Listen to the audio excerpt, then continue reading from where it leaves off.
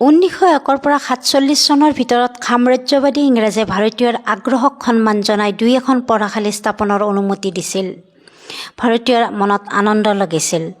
1947 চনৰ পিছৰ কালছোৱাত দৰিদ্ৰতাই কঙা কৰা ভাৰতীয় শিক্ষাৰে দেশৰ ভৱিষ্যত নিৰ্মাণৰ আশাত এনেদৰে বাঁহ খেৰ গোটাই ভূমিদান কৰি পঢ়াশালী স্থাপন কৰিছিল।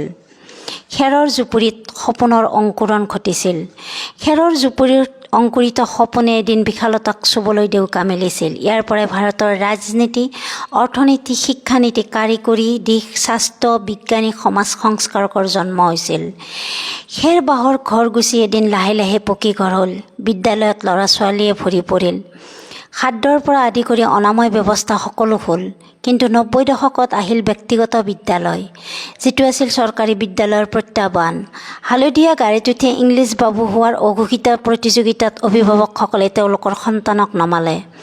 উদং হ'ল চৰকাৰী পঢ়াশালী।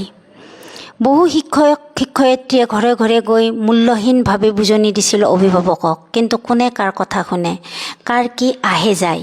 সকলোৱে উদ্দেশ্য ইংলিছ বাবু কৰাৰ। বন্ধ বিদ্যালয়ৰ উচুপনি, আজো ককাৰ সপোনক কবৰ, গাঁৱৰ মানুহৰ পৰম শান্তি।